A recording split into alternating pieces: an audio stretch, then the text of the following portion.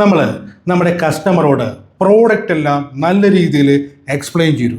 Customer അതെല്ലാം കേട്ടിരുന്നു. പക്ഷേ പ്രൊഡക്റ്റ് അയാൾ വാങ്ങിയില്ല. ഒടുക്കം കസ്റ്റമർ പറഞ്ഞു, ഓക്കെ നോക്കട്ടെ, ഞാൻ പറയാം, ഞാൻ വിളിക്കാം എന്നൊക്കെ പറഞ്ഞ് കസ്റ്റമർ അങ്ങ് പോയി.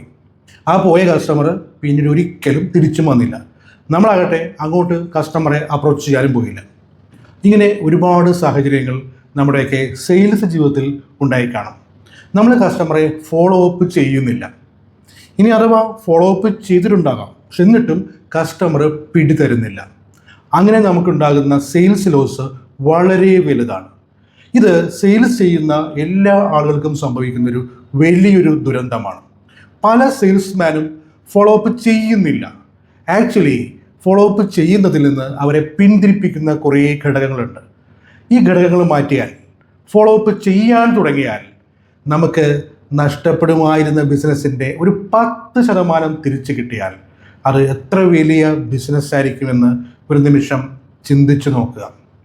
ഫോളോ അപ്പ് ചെയ്യാൻ മടിയുള്ളവർ, ഫോളോ അപ്പ് ചെയ്യാൻ പേടിയുള്ളവർ, ഫോളോ അപ്പ് ചെയ്യാൻ അറിയാൻ വയ്യാത്തവർ ഒപ്പം കൂടിക്കോളൂ. നമുക്ക് സെയിൽസ് ഫോളോ അപ്പിനെ കുറിച്ചുള്ള ഒരു ദീർഘമായ ഒരു പഠനം ആരംഭിക്കാം.